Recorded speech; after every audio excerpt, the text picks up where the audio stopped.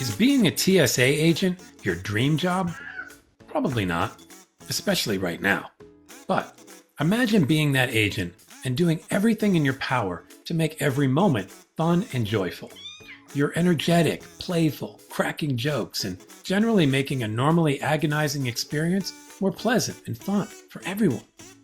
Now imagine your boss comes over and rips you a new one for daring to have fun on the job. Suddenly, your whole energy shifts.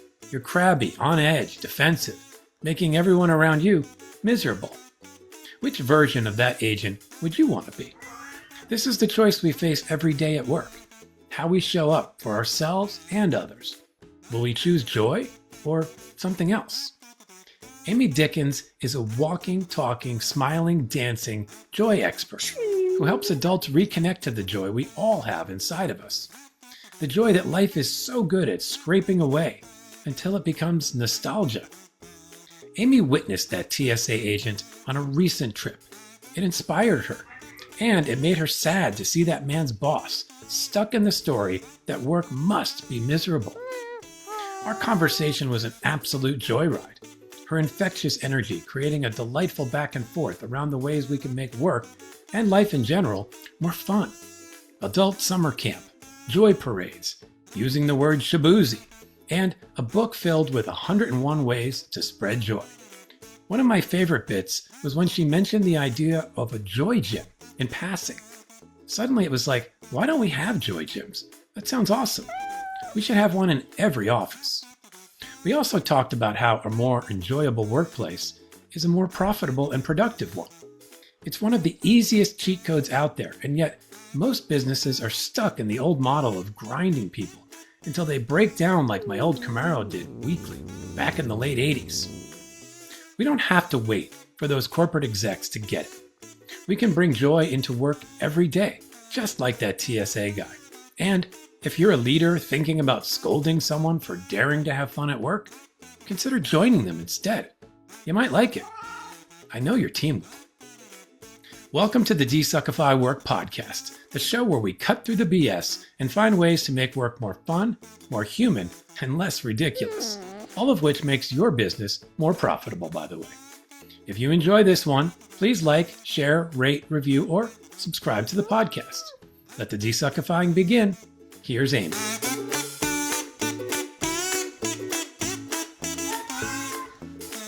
Okay, Amy Dickens, welcome to the DesuckifyWork podcast.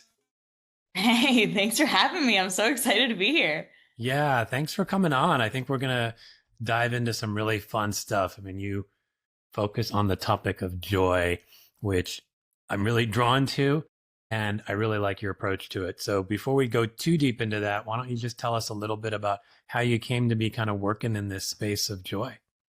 Yeah. I always love to tell the story because I feel like people think that I flew out of the womb, with like a microphone in my hand and just like, I don't know, rainbows flying out of my ears or something like that. And I've always been a goofball, but I've not had the joy of having no struggles in life to come to my life purpose.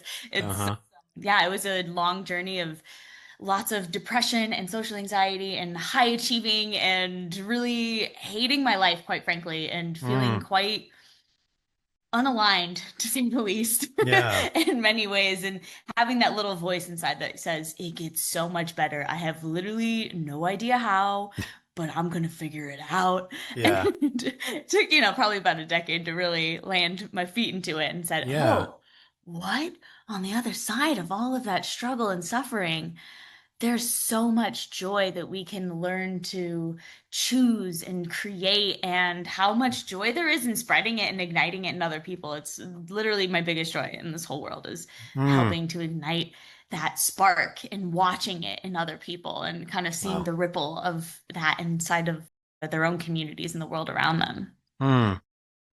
What helped you kind of move through that? I mean, when you were feeling the social anxiety and you were in this kind of high achieving, stressed mode, I mean, what was that like, just briefly? And then where was the point where you suddenly really saw what was on the other side? Yeah, there's just so many different moments to the song of it. I'm like, oh wow, I wish that I had like this nice turning point that Yeah. somebody wrote for the story of my hero's journey. Yeah. Like, ah, that would be great. Yeah. But it's not that like clean, clear, and cut. Okay. But yeah, for a long time I was doing it in kind of the way that I was just seeing the world around me doing it. I was like, oh, like, let me meditate every morning and let me have Mm-hmm. all of my routines and let Yeah. me, I don't know, become a yoga teacher and do the breath work and I don't Mm-hmm. know, do all the, Yeah. things that, and it helped a little bit. It was, I think, Yeah. helping me kind of tread water a little better.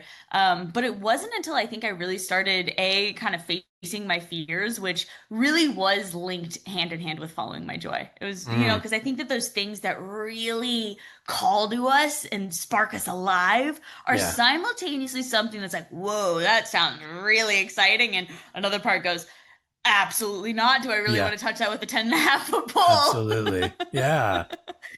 What were you afraid of? Oh, I mean, I was kind of afraid of everything in a lot Yeah. of ways. Yeah, and I at some point I sold all my stuff and I quit my job and asked my partner, I was like, "You want to move into a van with our cat and just, I don't know, figure it out?" And he said, "Yeah, sure." He's a real chill guy, and I'm like, "All right," and we just did it. Like Wow. there was not a lot of thinking about it. It was just like, let's go. And I think that that really was that like jumping off the dive board kind of moment. Like there wasn't Mm-hmm. any going back. It was kind of from there, I think I just kept making these bold choices of burning your bridges and not really knowing what's gonna be next, but I kind of Yeah. burnt everything behind me, so I keep like kind of step into that next rock and was Yeah. using in that time what would spark me most alive.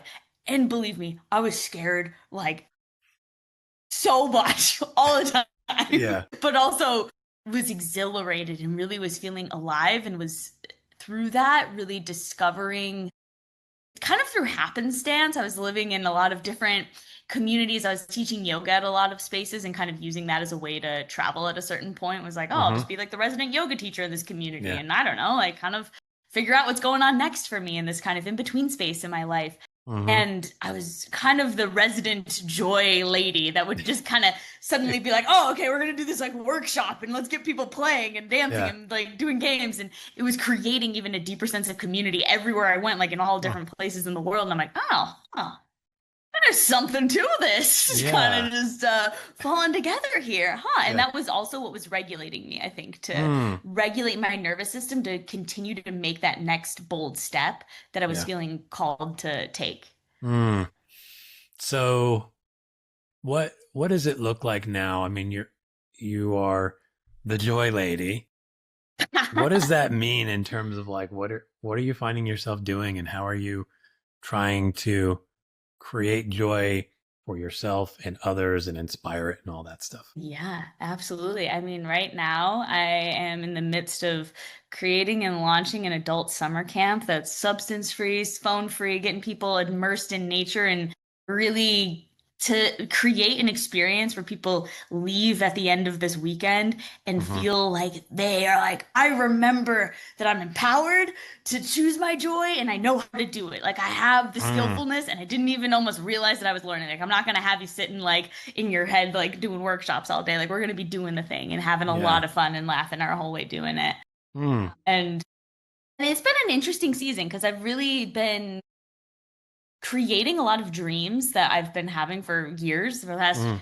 almost 3 years at this point. I've had like this little voice inside that says, Amy, speak on stage, become a motivational speaker. You should do that. And I'm like, what are you talking about? Like, I used to have social anxiety. What do you mean Right. speak on stage? Like, I don't really want to do that.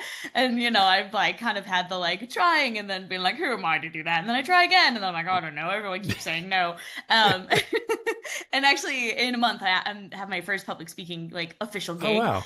and I'm Nice. so simultaneously so stoked. And also, it's been a journey to say, wow, as the joy lady, how do I embody my truth and walk Yeah. my talk when I'm quite frankly scared shitless? Yeah. I Like mean, many days where I'm like, well, yeah, how are you doing that? I mean, how are you staying connected to who you are in the face of those fears? Yeah, there's been a lot of experimentation because my go-to with like when I really get like kind of scared and in my nervous system, I go into a freeze state, which is basically like you dissociate and everything is like a fog of staring into the middle distance. And it doesn't quite look like anything's really going wrong, but internally I'm just like, oh, I kind of lost all of my ability to think creatively, which is Hmm. absolutely necessary when you're trying to craft a speech of like to hopefully inspire the people. You're like, Yeah, huh, I kind of need my brain to that work could for be this. useful. So yeah, right. So it's been like, okay, I have to use these tools in order to be able to do that. Hmm. And for me, like my I think the safety part of my brain wants to crunch and be in front of the computer and be a good little worker bee and be like, yes, yes, yes, the more that I sit here and do the things that I should be Yeah, doing, I don't know, the more like lovable I am or some kind of sure. inner child Yeah. story. But I notice for myself, what are my patterns? Okay, I really love to express myself. And when I'm moving my body, it feels like it just kind of like moves all of that fear out of my system. Like it's Mm, literally like walking with the fear, basically. Like the yeah. more that I can do that. So I've gotten creative with how can I, because before what I was doing was kind of like, okay, let me like take a break and then come back. And now I'm like, okay, how can I continue almost making the process itself more enjoyable rather than almost like, Hmm. okay, I take a break and then I come back. And Yeah. I've been finding the latest hack that's been honestly revolutionizing my past few weeks is this app called Whisper Flow. And Mm, basically, what it does, it's like a text to a voice to text kind of thing, but it's yeah. really good. Like, not all of them are made Hmm. equal. And I'll just like do walk and talks around my neighborhood. And basically, that's how I'm like writing my whole speech. Is I just like walk Really? around my neighborhood and I have like some Okay. notes of like, okay, these are like some things that I want to flesh out. Let me practice talking it. And then I like come back to my computer afterwards and I get to, have some Kind of time of like, okay, let fine me like, tune it. Yeah. kind of that. Yeah. But Huh. rather than sitting, forcing myself to kind of work in a way that I'm not the kind of cookie that's ever going to really thrive, it seems, sitting behind a computer for 8 hours a day. It's Yeah. not where my most creative flow kind of comes from. And when I'm speaking it out loud, I'm like, oh, wow, Oh, there it is. we're Yeah. getting somewhere. Yeah, Yeah. there it is. So I Yeah. think that there's a level for, and there's so much to that. Like I don't know, I'm a big Tony Robbins kind of person, and Yeah. he always talks about physiology first. And Mm, it's like the physiology of how we're moving our body changes the neurochemistry of our brain. Like if mm, you're sitting with your shoulders up to your ears and your breath is really tight in your chest, and you're just yeah. like thinking to yourself, like, oh my, like it's gonna create a stress signal inside of your whole brain, and it's going to really change the ideas that come Hmm. out of your mouth and your mind, basically, Yeah. versus if you're in a relaxed state and you're walking and I don't know, sometimes, just putting music on and dancing around town. We all know what a joyful person looks like. Their shoulders Hmm. are back. They usually have much larger gestures and they're expressive with their face and the Yeah. tonality of their voice, and you can like see it across the room, and like Right. everybody can imagine that person Yeah. and imagine ourselves in that state. And I think that Hmm. we can all resonate with, sometimes I make different choices, sometimes I think different thoughts. And I think that, Hmm. you can see for yourself the patterns of the correlation between when you're in that more joyful kind of embodiment of Yeah. how your physiology is. It's much more natural for you to have, I can think in a lot more positive, creative, Hmm. problem solving kind of ways versus when I'm Yeah. When maybe you're in a just little kind more of, of a, let me yeah, crunch I out mean, this. you're tapping into something really interesting here. I mean, I'm sure everybody's wired a little differently, and some people maybe Oh, can do yeah, a little better, in front of a definitely. computer or whatever. But I don't think we're all wired to just only do that, right? I mean, I think back Yes. to my own work experience. I worked in advertising for years where you're paid to be Yeah. creative. And I just remember certain people would just be really bothered by people who were not sort of glued to their desk and moving things Hmm. around. Like it was like, what are you doing? Get back to work. And I'm like, I don't think you understand. Like that's actually like the easiest part of the work.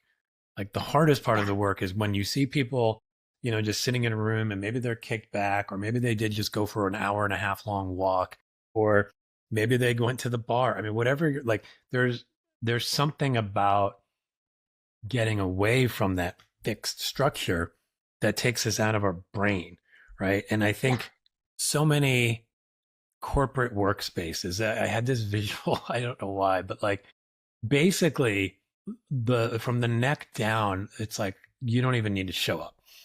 It's really like they're only wanting your head, right? So I'm like picturing everybody kind of like sitting like this, and like this is the whole work experience here. And you're like Right. eliminating, 90% of who we are, which is what flows through our bodies and our ability to move and all that. And I think no wonder so many people who are in corporate America right now are this, and they're miserable, and they're developing physical symptoms because of all this. Because broadly speaking, what you're doing, we kind of forgot how to be alive and have fun and have joy. But the work structure is so like it's deliberately cutting that off. Like you're not even able Yeah. to access it in so many situations. So I'm curious for you how this showed up. You mentioned like at one point you wanted to be the good worker bee. Like what were you doing when you were talking about like in your high achieving sort of state? What were you thinking that you should be doing? Well, a lot of things because Yeah. I mean it's like a whole hamster wheel of because when you're in that mode you're like, Yeah. okay, not what do I want to do, but what do I think everyone else in the Right. world in the room wants me to do, and you're like, Yes. according to my calculations I think that it might be this, but maybe it's this, but maybe Right. it's that. Yeah. So I was honestly doing quite a few things. I Yeah. spent a decent amount of time in school for a while. I was like, I'll do academia and, Yeah. and then I was like, I am not cut out for this. I really can't sit with my Mm-hmm. nose in a book all day. That's just not for me. Yeah. Um, and somehow got working with children and doing a lot of social emotional stuff with Mm-hmm. them for a long time, and Yeah. kind of being that person that was really like, oh, let me help craft the next generation and be Yeah. there with them. And simultaneously was working on different committees of, I was big into like environmentalism and climate change. I was working Mm-hmm. on like creating books and all of those kinds of things to Sure. basically facilitate change in conversations in different environments, Mm-hmm. of those kind of things in decision making kind of ways. And Yeah. yeah, I was really just kind of like doing all of these little side projects to, I Mm-hmm. don't know, somehow fill my own cup somehow with some of them, and also be like, Yeah. yes, you see what I'm doing? I'm Yes, I'm look at me worthy. helping society. And yeah. Yeah, I think that's so true for so many people. Like, so one thing I just admire that you've kind of connected to who you are and are living it. I think for so many people, they just don't even know what that is. How does connecting to joy potentially help us figure out what we should be doing every day? Yeah, absolutely. Well, to me, the way that I describe purpose, because I spent the entire decade of my whole 20s going, what's your purpose? What's your purpose? Yeah. What is my purpose? Like, am I the only person that like didn't get one? Did everyone else get assigned one at birth and I'm just like one of the giftless ones? Like, where Uh-huh. is it? And I was literally studying all of these books, and like I'd like have like imagine me with like 3 different books and like 17 notebooks across the like Mm-hmm. coffee table being like, how do I figure this out? And then Yeah. it kind of hit me at a certain point in retrospect that I really see our purpose as being our most authentic version of ourselves. And from there, of that being, there's obviously a lot of doing and things that we create in this world. Sure. But it can be a lot of different expressions from that. Oh, Mm-hmm. who am I at my most authentic Yeah. expression? And when we can tap into that joy, that flow state, maybe some of you might call it, Mm-hmm. because there's this book called Flow. This guy, I can't pronounce his name. It's got like 17 different, you know, Consonants in it. Yeah. letters in it. Yeah, and Yeah. I'm just like, I have no idea Yeah. how to say that. But he has a book all about flow, and it's all about getting into a flow state. And, that's where time ceases to exist and you Mm-hmm. feel fully in the moment. And I Yeah. was at a play conference a year ago, and somebody had known the author, and they're like, oh, actually, the guy was going to call the book Play. And the Mm. book is pretty much all about the research on play and getting into Yeah. a playful, joyful state. But I guess the publishers were like, nobody's going to buy the book if you call it play. So let's call it flow, because That's that's so something that we like value in this culture, is getting in a flow state, not in a yeah. play state. That's so But really, funny. they're the same thing. Yeah.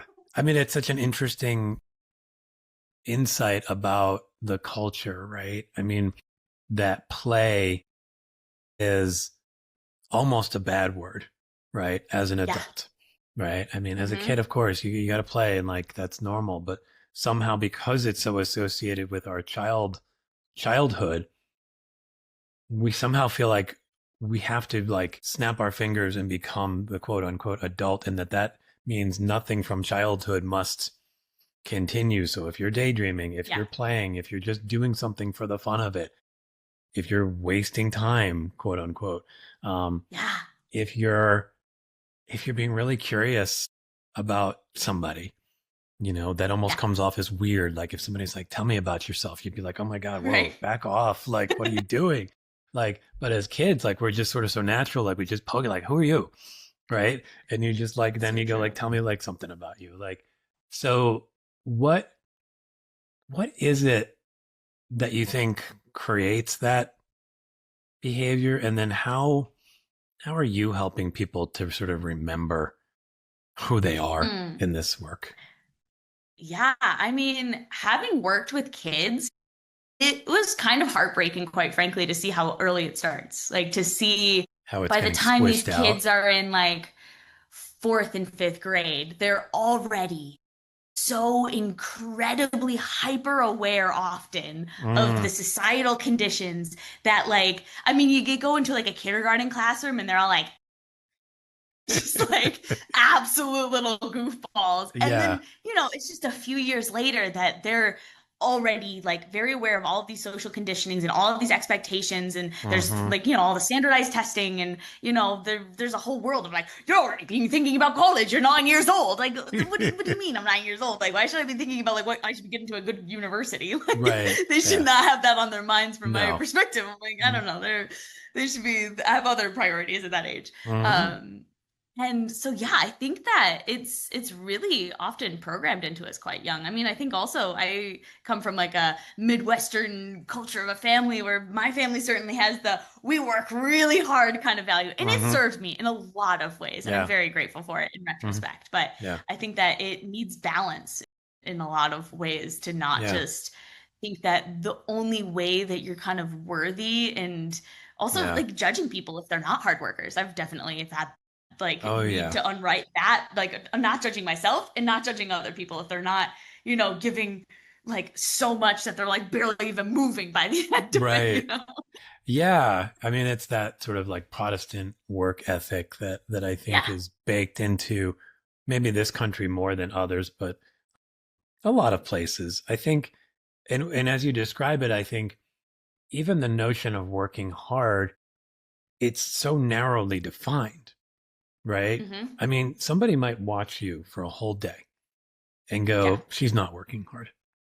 Right. But you might be working really hard. It just doesn't look like it because the way you work is you walk around and then you start dancing and then you're speaking into Oh, your completely. your voice to text thing and you're doing like all these different things that will seem quote unquote weird or different or playful Yeah. or joyful or fun. And how in the world could that be hard work? But yet it is. And in many ways, I think it's like a cheat code to almost work harder in a way, like meaning you're doing more, you're bringing more into the world when you're in that flow state, Oh, when you're playing. totally. Like you are, like the energy cycle there is so good that you can actually generate more, Yeah.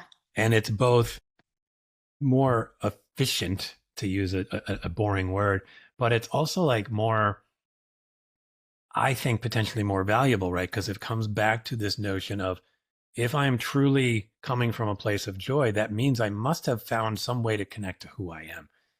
Yeah. And like that's the whole thing. Like how are we getting people to know who they are and then share that in whatever Yeah. form they want to? Yeah. How do Absolutely. you help, how did you figure out more about who you were and how do you maybe help others? Because that's a hard question. Like, who am I? Who am my most Oh, authentic self? Like there might be like a surface level answer, which is sort of tinged with expectations and all that. But like, how do you really get to like, who do I really want to be every day? Because that seems hard. yeah. I mean, it is hard, and it's interesting because it's a never-ending process. Like Yeah. literally just a few weeks ago, I was like, I hate running. I've had this story my whole life, and now I'm like been running every day for the past 2 weeks, and I actually love it. And I'm like, Really? wait, who am I? Like my identity is infinite. Like this is really bizarre. Like Yeah. that's like, I don't know, like a very small, like minute example, but Hmm. it's as someone who's like for the last 32 years been like, I hate running, I despise it. It's the worst thing ever. And I'm like, I feel so free and alive. And I'm like, wow, okay, apparently the limit does not exist of who we can become and how we can enjoy becoming that version of ourselves. And I Yeah. think a lot of that goes into a lot of trial and error came into that, you know, just a lot of Hmm. like throwing spaghetti at the wall, see what sticks, see what Hmm. feels right. And quite frankly, I think part of it became like it was like, let me stop judging myself based off of what I do, like the Hmm. output, and let me just really like I quite, you know, as cheesy as it sounds, but be like, how can I actually just love myself for myself and what I do Hmm. and not just the output that I Yeah. put out there in the world? And Hmm. suddenly things start becoming more rewarding, and then I can just kind of observe, when am I really in that flow state, that play state where time ceases to exist and Yeah. I'm just fully in it. Like, what Hmm. am I doing? Where am I? And noticing that sometimes for me along the way, that was facing some fears to get into kind of the room or that moment. But once I Hmm. was in the moment, whoa, it's like you know, I don't know if you're into the genius zone. It's, you know, that space where we have the gifts and we're like, Yeah. whoa, like I see that person doing that and they are fully in their purpose and they're Yeah. fully living it.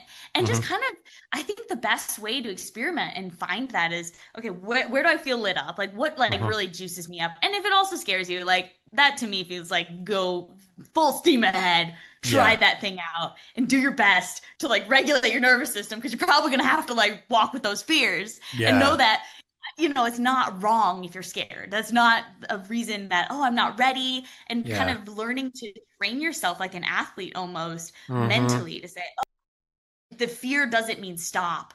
I can have a positive attitude. I can retrain myself to kind of look at the world in a different way, to look at the world in a more positive way. And then the way that I'm seeing myself and my gifts in the world start shifting how I see everything, quite frankly. Mm.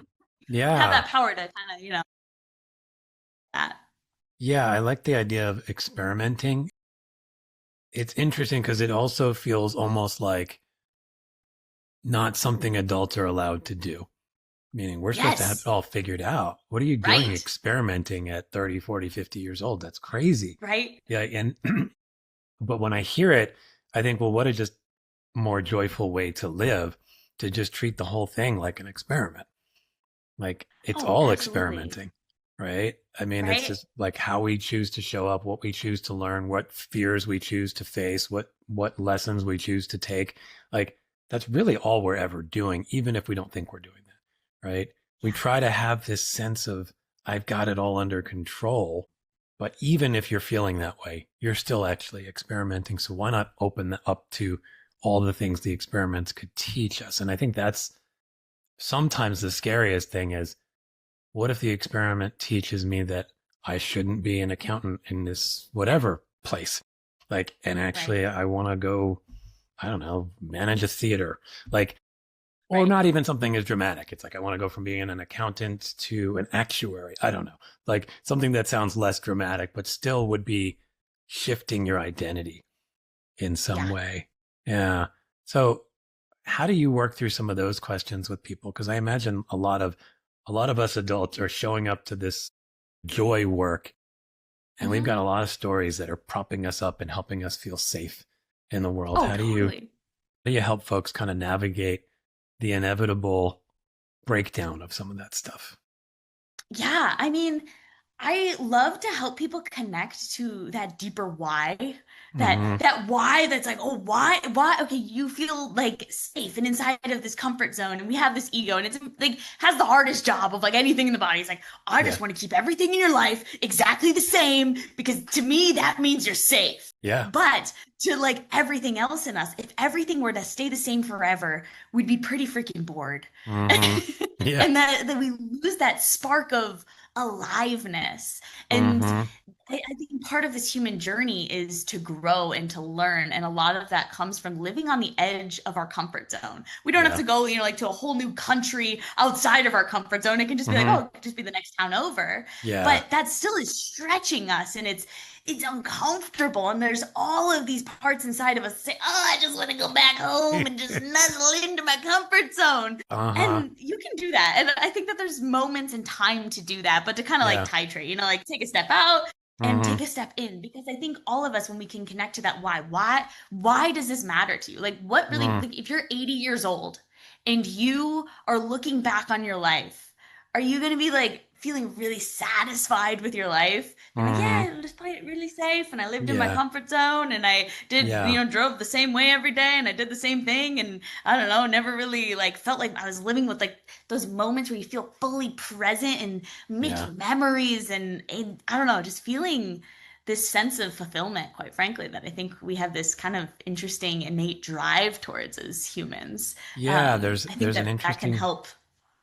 yeah, there's a tension there, right? Between the drive towards fulfillment and meaning and experiences, and then the safety of that comfort zone and not. And you mentioned the idea of like, I'm going to go to the next town over from my comfort zone.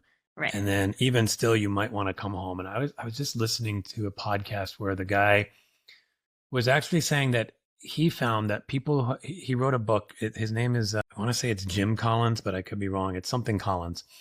And he wrote a book about like something like what is a life or something like that. So it was just this whole Hmm. exploratory into like what makes a good life, basically. And what he saw in the people who seemed to have the most satisfaction in their life, particularly later in life, was that they would take a trip into the next town over, or maybe even further, but they would continue to come back, to your point, to sort of titrate this a little bit and Hmm. come back into the familiar, but now they have a new perspective on the familiar. And I think he was using the example of Robert Plant, the lead singer from Led Zeppelin.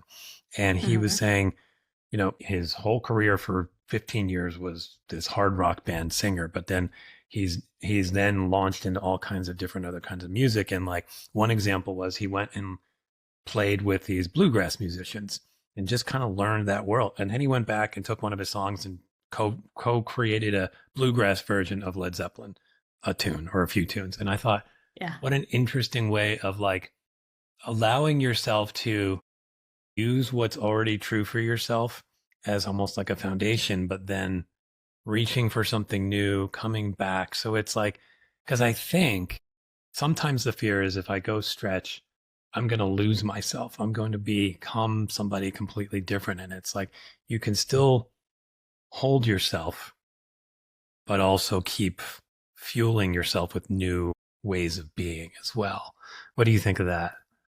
Yeah. Absolutely. Yeah. And I think that we're inevitably all going to be changing, whether we are kind of in the driver's seat of that or not. I think, Mm-hmm. every single person for their entirety of their lives. So we get to say, okay, like, do I want to have a little bit more choice in this? And it's not like I have to like completely, like, I don't know, like clean the slate off and, Yeah. pull an Amy and just like, I don't know, rip my whole life to shreds and like move around the world. Like, Hop in a you don't van have with to your do cat that. and Yeah.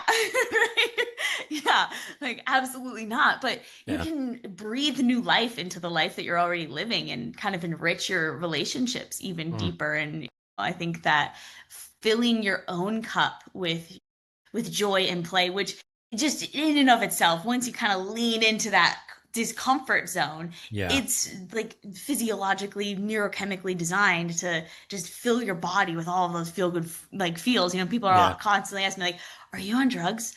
Are you drunk?" And I'm like, "No, I'm actually like, I don't go, I'm not on any substances. Like, I Yeah. swear, I'm like just all 100% natural, baby." Yeah.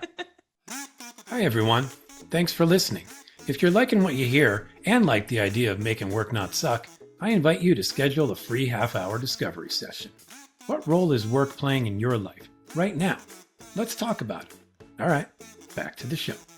Yeah, but I get it, right? Because it is so unusual to Yeah. witness an adult who seems to be tapped into their joy. I mean, it just we are so conditioned to see everybody kind of even keel. We have a little range, and then the only time we're used to seeing people stretch beyond that is because they're drunk, they're high, they're whatever, or like those just rare moments of like you all did something really cool together and it just Right. created that. But those are rarer than the going out to the bar on Friday and just getting drunk. And now we're all like, woohoo, like, but like you could theoretically be that on a Tuesday morning with nothing in your system except like your bran flakes. Like there doesn't have to be there, you don't have to have that, but I think we're conditioned, and oddly, there almost seems to be like it's okay to be kooky when you're drunk or high. Like meaning like Mhm. that's when it's socially acceptable. But if you're just walking down, you're in I think in Asheville, right?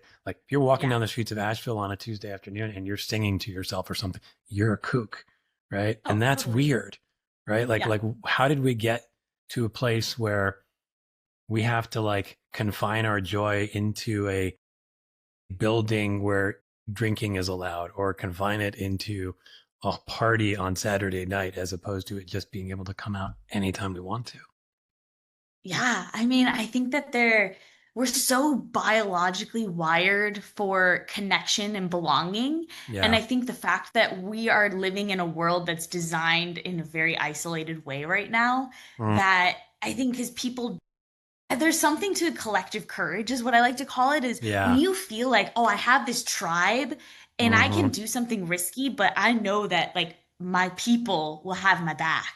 Yeah. That you kind of are more willing to take social risks, like Yeah. dancing in public or doing something Hmm. goofy, because you know, oh, like my people, they got me. Like they're not Yeah. gonna like, ooh, like, she's a little weird. Like I think we need to cut Amy out of the group, you Uh-huh. know? Ooh. Yeah. And I think because people are so lonely and we Mm, don't have that like, oh, this is my group, that people are playing it a lot more safe maybe than a part yeah. of them would really love to do. I think there's a Mm, part of them that's like, "Oh, I would love to just like dance on a table and not need a margarita or seven right. first, you know? Yeah. Yeah. I mean, you're touching on the whole loneliness thing, and I know they've talked about like the loneliness epidemic, and I don't know the quote unquote data behind that, but it does feel true.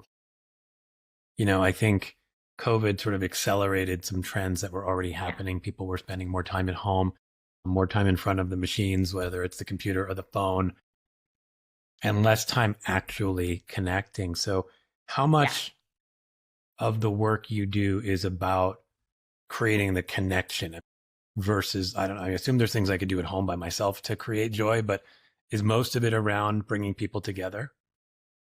I would say it's kind of 50-50 because I Okay. think that it feels I mean there's a Harvard study that, you know, they did the whole thing like what is the biggest contributor to happiness? And the Mm, number one determinant that blew everything else out of the water was the quality of your close relationships. So like hmm. having those close intimate people, it doesn't even need to be that many people. You don't need to be Yeah. super popular, but having a couple people that Hmm. you're like, I feel really close and like a sense of nourishment from Hmm. these Yeah. positive relationships in my life. Yeah. That is like the number one determinant of like, yeah, Mm, I'm living a joyful life. okay. And that's Yeah. incredible.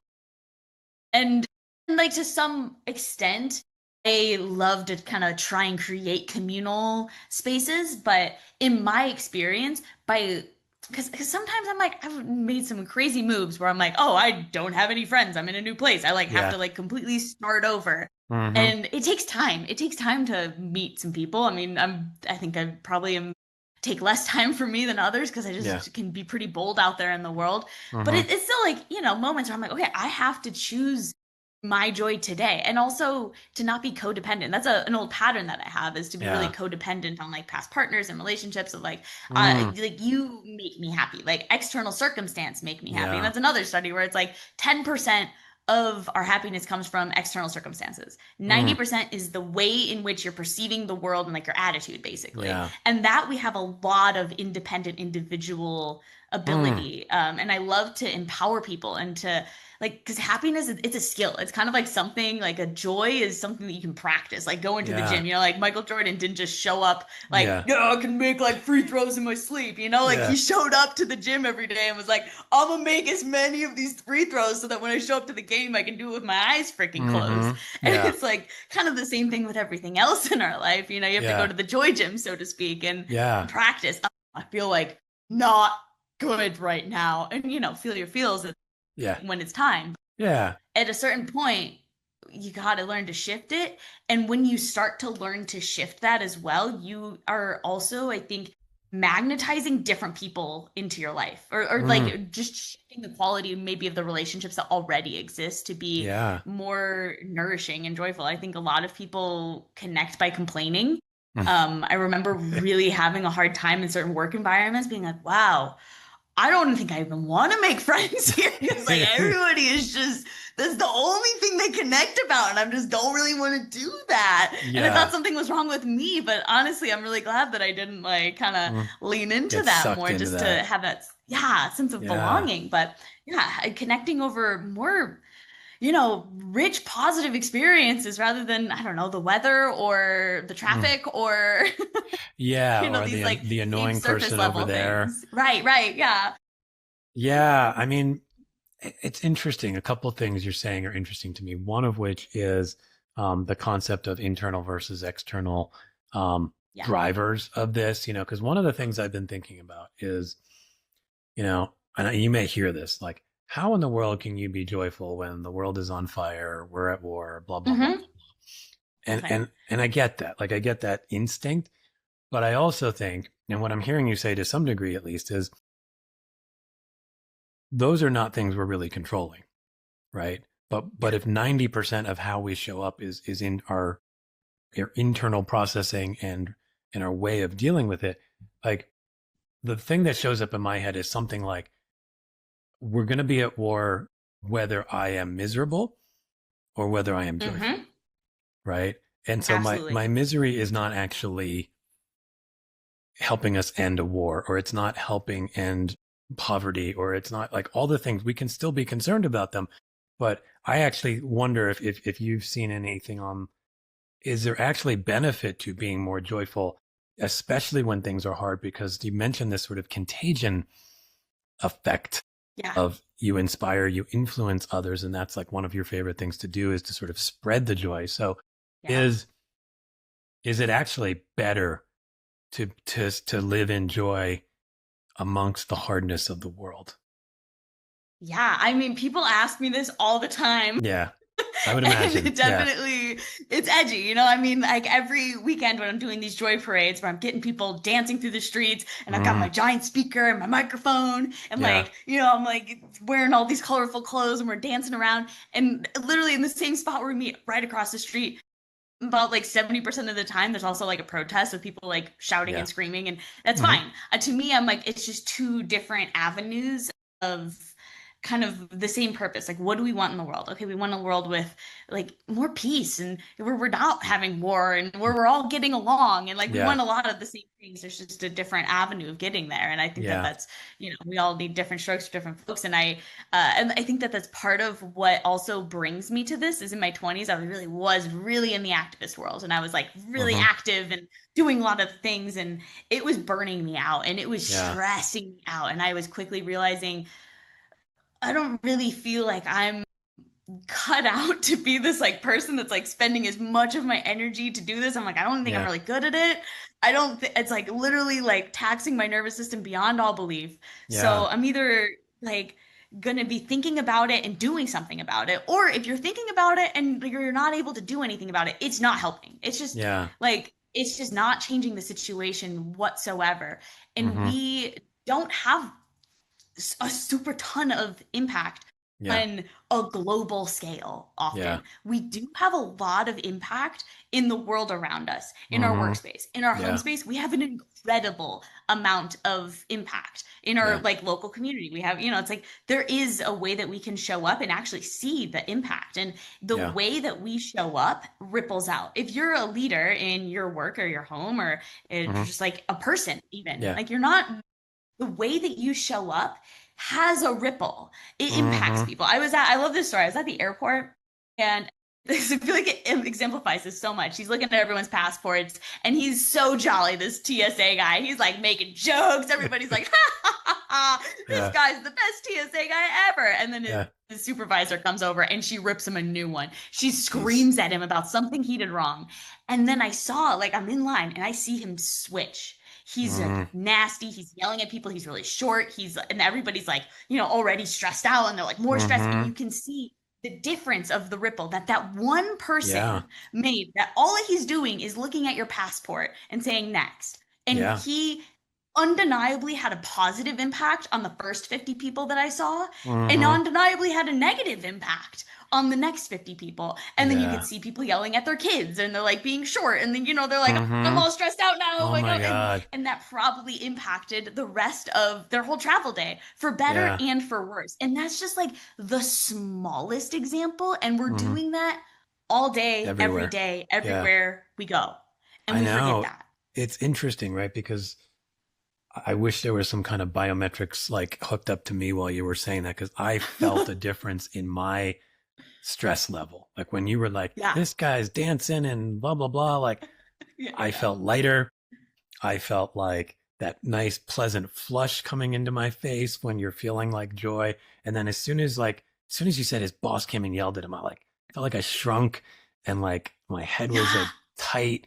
Um, and it is amazing because I don't know why, again, we think we have to like force our way through difficulty. Like Yeah. it's almost like a badge of honor, like to like make it hard, make it suck. Hmm. This is the DesuckifyWork podcast, and I see this in workplaces so often. It's like, oh, when we really have to buckle down, no more time for fun, no more time for enjoying. Right. Put your heads down and get to work. And I'm going to be checking your work every 20 minutes. And it's like, Right. that's like the dumbest thing you could do, actually, because now I guarantee you that just the way that you mentioned the ripple effects in the airport there, it's the same thing. The quality of work, if you just stayed in the joy and said, we've got a day left to finish this. Let's have fun. Let's do Hmm. it. And you brought that energy, and then the quality of that work's going to be at least 50% better. I guarantee Oh it. yeah. Um, and yet we don't see it at work. So I know when I first talked to you, you mentioned you have like, I don't know if I want to go into the corporate space with this joy thing, but I'll just say it again.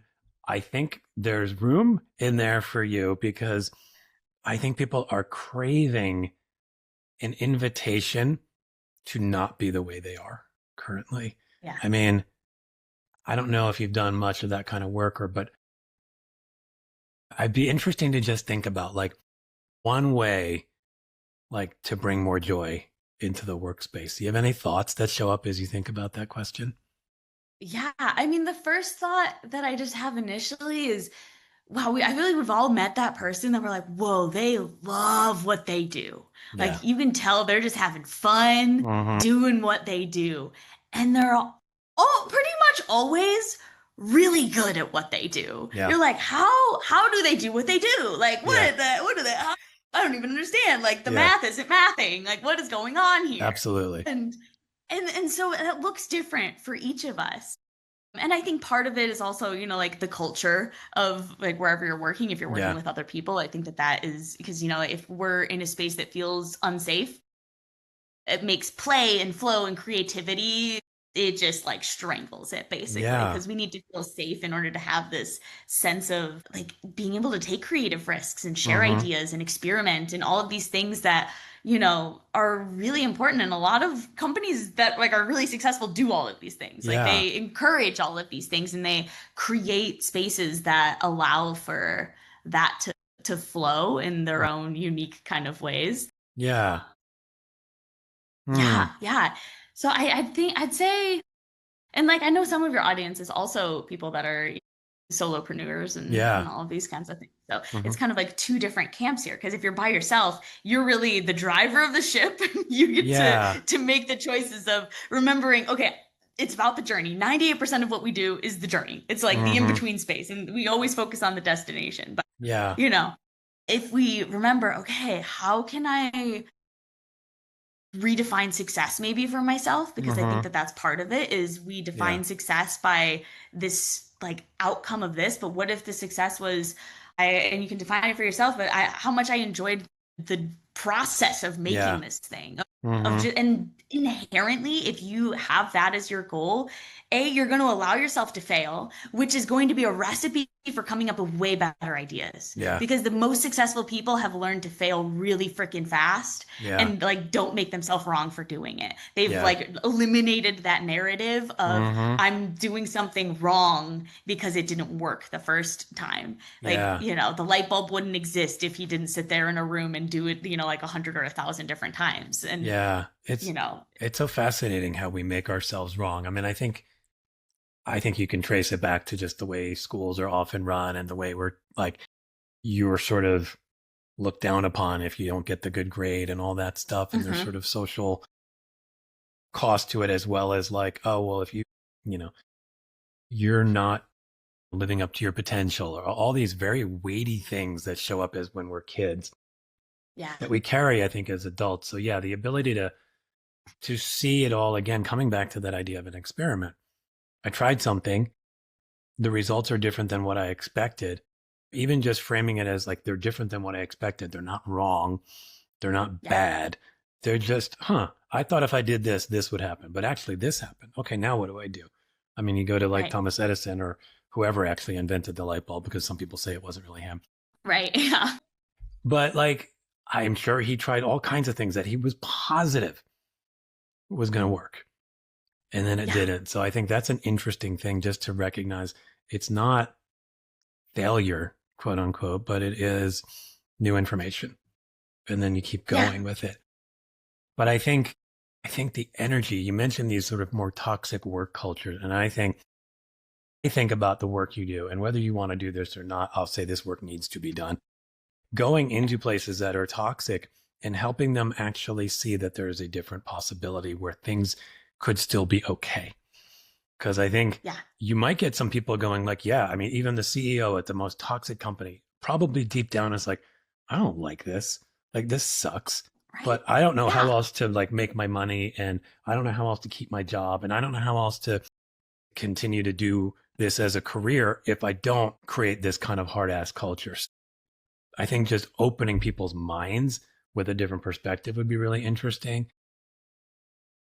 You mentioned, I think you used the phrase the joy gym, and I'm sitting here and like, you shouldn't open a joy gym because You should open a joy that gym. actually sounds fantastic. And then I thought there should be joy gyms within workplaces, the same way that some of them have gyms. Like have a joy gym where you can just go and flex those muscles so that then you show back up. And now maybe you're just 10% more joyful. Yeah, maybe some of the Oh, weight yeah. comes back on you, but you're like a little lighter. So these are just thoughts that are coming into my head. And it's as much for you as for myself in terms of how I work with people, but even just anyone listening who thinks we need more joy in the world, it's like, we can do this. Like, we can Oh, actually yeah. do this stuff. You know, Absolutely. you wrote a book, like 101. I have the title written down there. 101 ways to spread joy. Your playbook to Yeah. sparking joy in you and everyone you meet. So what's going on in there? I mean, like, what are some of the ways? I mean, are they fairly easy or like how hard are Yeah, the I mean, ways? I definitely made a variety of ways in there. Yeah. It was something that I created, or an idea, I guess, that started 2 years ago. I was going through, one of those lifey, what the heck, on your knees Mhm. moments of like, what is going on? I have all the tools and I'm a life coach and I know all the things. Why does life suck? Uh, What is going on? And I yes. looked in the mirror one day and I said, okay, Amy, something's got to change. And I Yeah. gave myself a 30-day challenge. And I said, okay, I'm going to wake up because I know the way you start your day is like sets the tone for your day. Hmm. And so I'm going to do something joyful. And then very quickly within that, I just like made a list of like, okay, here's all the things I could do. And I start doing them. And I Mm. never wanted to do them, but I always felt better afterwards. Even if it Yeah. was just for a little bit, it was kind Yeah. of filling my cup. And then Hmm. one of the days I woke up and I wrote on little pieces of paper all of the things that I needed to hear, like all of those like sweet messages. I'm like, wow, I'm going through a really hard time. If somebody Yeah. said these things, like that would really mean a lot to me. And Mm. I hid them around town. I like hid them in the library and like the grocery store and like under people's windshield wipers. And I was in Chicago at the time and I was just sitting in my car. I don't know, I used to have a good car sit sometimes when you're in Yeah. like a weird moment in life. And Sure. I saw a lady, this old lady walk up. It's Chicago. It's like freaking 2 degrees outside and she's shivering and all. And I see her reach under the windshield wiper and she opens the little note that I wrote wrote, and I saw her just whole face light up Really? and her posture totally changed. And I Yeah. just saw her kind of like giggle to herself. I was like, oh my Hmm. God, this is really sweet. And then she like gets into her car and, Oh my God. goes on her merry way. And it just sparked something in me. I was like, oh, I think this challenge needs to change a little bit. I think it's, Uh-huh. yes, sparking joy in me so that I can fill my own cup. But I noticed when I focus on kind of making someone else's day and just Yeah. spreading it, it was really shifting me. And by the end of the 30 days, I literally like moved to a different city and like started to rewrite my whole life and like totally, I wasn't like, my life's perfect, but I got out of the funk and it really Yeah. helped me a lot. And then down the line, I said, huh, that helped me. What if I wrote a book about it? It could Yeah. probably help somebody else too, huh? Yeah. I mean, two things there that jump out at me. One is like making a choice to then just start your day a little differently. That strikes me as really interesting. And in that, you mentioned like I always felt better after, and I thought, what a weird psychological phenomenon that there are so many things like that. Like even like going to the gym Yeah, or going for a run, you mentioned, like where right, I feel so good after. I feel pumped, or right. I feel energized, or I feel strong, and I feel capable. And yet our brain plays this trick on us that says, I don't want to do that again, which is such a weird thing for our brains to do. Like, why would my brain not tell me, I want to feel that thing again? Yeah, I'm going to run to the gym the next time, or I'm going right, to hop out of bed and do, a 30-second dance to some stupid song because I don't right. know. It just makes me feel good. But yeah, we have this weird blocker. So it's interesting. I don't know if it's just the repetition that gets you through that blocker that suddenly like your brain gets trained to not see the resistance but recognize the benefit. Have you noticed anything with that? I mean, there's definitely less resistance than I used to have, but even to this day, Yeah. like if I'm in a like not joyful state, which, Yeah. I'm not perfect, I promise. Like there is still resistance there, but I think by this point I've had so many reps Yeah. in the repertoire that I can like look back at all of the data. It's Mm-hmm. like it's kind of like, all right, my like internal like, "Ugh, I just want to like sit here and like Yeah. repeat the same old pattern," or I can look at, wow, I've done that how many times now? And Yeah. I mean, there's Mm, definitely the rare occasion where I'm just like, wow, okay, I'm just like not feeling well right now, and that's okay. yeah. Like Yeah. that's fine. But Sure. most of the time, I feel so much better afterwards. And Yeah. it's really, I think that repetition of like, okay, like even Yeah. when you're not believing it and so you're having excuses and there's like all your brain's like really good at being like, but what about this? You're the reason Uh-huh. not to do it and this. And Uh-huh. like, we're endless at coming up with those things. You're like, Yeah. actually, I don't believe you because I know all of this over here. I have this data. It's such a good lesson that like our brains are actually big fat liars a lot of the They're time. big fat And liars. like yet we think that they are the arbiters of truth. And so like even Right? just recognizing, brain, that's you again doing your stupid lying thing. Like, okay, Yeah.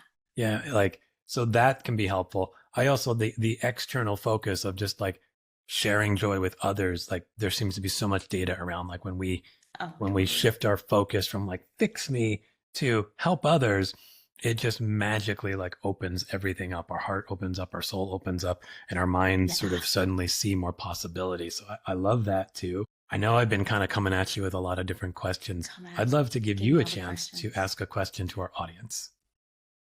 Wow. I think I want to take, like, I want this audience to really answer that question kind of that I brought up before. Like, okay, imagine you're 80 years old and you're Mm-hmm. looking back on the life that you lived. What, what are you thinking? Like, what version do you wish that Mm, you had, like, optimized for more success? And, like, yeah. what does success mean to you at that age? Mm, And what did it mean and look like to feel fully alive? And kind of like, what does that version of yourself wish you had done differently? Like if they had some yeah. advice for you, what would that be and what would that look like? And how could you kind of make some shifts Bring it. potentially in the next day, week, month, year? Yeah. It's such an interesting concept even to think of like being 80 and go, what would success look like? Because success feels like this sort of young person striving word. And at 80, I have to imagine like your definition of success, certainly in life, Right? is vastly different than like get the next thing, get promoted, do whatever. It's more about the depth of your life experiences and your connections and all that kind of stuff. Oh, And yeah. Yeah. I yeah, think a lot of us have probably heard by now the like study they did with, the people on their deathbed of like, yeah, what like regrets do you have? And the number yeah, one being like, I wish I had like spent less time just like slaving away at work and more time with the people I love kind of thing. And yeah, I yeah. I think, mean, yeah. So hopefully we can resist the lie that somehow keeps us from doing that. I'm curious, like in the world of work, if you could wave a magic wand and make the world of work just wow. completely suck free, fully desuckified, what does that Wow. world look like? Fully, that's amazing. This is a great wand. I think we need to make this wand a thing. Yes. That would be great. I mean, if we had the power to make this wand, we should probably make some other ones too while we're at it, Yeah, why If not? we're like omnipotent, Yes. all-powerful beings. Yes. And one where I Like, can and I fly. end all war, and like, Yeah, all right, I can go, all these things. absolutely. But I am a huge proponent of the dream team, and I think that that is a huge under-tapped thing in our workplaces today. And I Mm, would love for our workplaces, and I don't know, just the whole way, the whole system of people finding their jobs and what they do. And I imagine this would start in education somehow, like, and from we're yeah. young, and nourishing, okay, what is this person? This person has unique gifts that no one else Hmm. has in the same way. And there's other people with different gifts that are incredibly complementary, Mm, and somehow creating some kind of system where, okay, how do we each get to show up in our purpose, serving our gifts, feeling fully fulfilled? And then also the other part of finding that aligned team of, whoa, yeah, like when we get together synergistically, there's a yeah, third thing that we can create that would not exist in the world if I didn't have, like your way of like problem solving on this and your way of organizing the structure, and like yeah. you're the visionary over here, and somehow connecting all of these people, because I just feel like I talk to people all of the time and I'm like, man, I feel like we could create even cooler things if there was some system that would smack my Absolutely. my own table. Getting all passionate here. I like it. Yeah, But yeah, yeah. I And I feel think just that. like spaces that really support, the different ways humans function and celebrate that, and have cultures that are like, yeah, Yeah, you need deep, quiet focus over here. Like, we got a space for that. You need to go to the joy gym. Like, we can create space for that, and creating yeah. the permission slip to allow yourself to work and be fully creative Hmm. in the ways that work for each of us. Yeah, it's really interesting as you describe that potential way of working. And I think on some level, I think like companies think they're doing it because, well, I have this title and this title. But Right. basically, I feel like most workplaces like squeeze people into a very tight, small version of themselves. Oh, yeah. Even if you're sort of in your area of quote unquote expertise, it's still like you get to show up in this little tiny lane Yeah. as opposed to saying, bring all the good stuff you have and some way of knowing you plus you plus you plus you equals magic, and just Hmm. go do your magic together, until Yeah. you get tired of each other, and then we'll put you with other people and you'll do your magic together. Like I think that scares people because it feels less certain than like, I know if you show up and you sit in this desk and you do this thing, I know exactly what I'm getting from you. Yeah. And I know it may be only this much, but the fear is I try the other thing and it could be this much, but it could be like further than my Right. arms can spread. And like Yeah. if we could get people to like recognize that even if every once in a while it creates less, but 90% of the time it creates this massive infinity of creative explosion, then isn't that worth it? And then you just keep Yeah. trying. And yeah, I think I love that. I know you are the joy lady. You like to have fun. One of the ways I like to have fun on this show is sound effects. So you'll hear in the beginning of the I show and love at the end that. of the show, cats meowing and other goofy sounds I that love are it. kind of in my wheelhouse. But I'd love to know if you're open to contributing a sound that will show up also in the beginning of our show. Wow, I love this. I always tell people that I speak fluent sound effect, and that that was actually my first language, and I learned English like as a second language. So Nice. I tell them like, yes, sound effects, we love that. So just a sound that like would desuckify work or be It joyful could or be something like that. anything That's you what you want, want. honestly. Doesn't even have to Right. desuckify All work. right, let's see whatever comes out. Let's go. Oh, I like that. I like that. What usually motivates that sound for you? I don't think I've ever Yeah. made that sound This before. is a new one for you? I've been making new sounds. I have a very like traditional like I go like I don't know, and that like I have like motions with each of them, and Yeah. they've been changing recently, and I'm like, wow, I'm changing. Like, what's going on? I Like, love it. it's I love it. fun. It's the Who am I? evolution of your sound effect language. Yeah. I Yeah, love it. right. Well, I think that's really fun. You'll hear that sound somewhere in the show. So I think that's awesome. It does feel like it would desuckify work actually, because I think if somebody did that while I was working, I would immediately feel like 50% better just to I hear agree. that sort of joyful sound. So the last thing I'll ask is how can people find you online, learn more about your book, the work, the summer camp, the joy parades, all of it? Yeah. My website is livejoyfullyu.com, and you can find the first 10 pages to my book on there. If you sign up for the little newsletter, you get it for free. Nice. Or you can go on Amazon and get the full shaboozy if you're like, yeah, I'm all in, let's go. And yeah, the summer camp is going to be launching in 1 or 2 weeks. The like official website for that will be out, but you can Cool. get all that on my website as well. And, for our social media, people out there at the Amy Dickens. And, I think our feeds can be a little doom scrolly sometimes. And if you need a little like pick me up of like, oh, there's a burst of joy and remembering like what it means like to be alive. But you can follow me and get a little bit of that in your life. Well, I will put all of that out there, and I will invite people to follow you because, as I'm sure people have figured out from this conversation, you just bring a wonderful energy into any space. For folks who are able to see this, if they're going to watch this on YouTube, they'll see your wonderful kind of rainbowy colors behind you and just the wonderful energy. I think we need more of what you bring into the world. Thank you for doing that, Thanks. Amy, and thank you for coming on the show. Yeah, thanks so much for having me. It's been so fun. Yeah, I agree. Well, we'll talk soon, and then we'll see how people react. See if we can start spreading more joy. Yeah, hopefully they react well. Yeah, you never know. Either way, I'm glad we did You never this. know. So, yeah, awesome. All right, Amy, take care. Yeah, you too. Bye-bye. Thanks, everyone, for tuning in to the Desuckify Work podcast. And a huge thanks to Amy for bringing infectious, joyful energy to the show.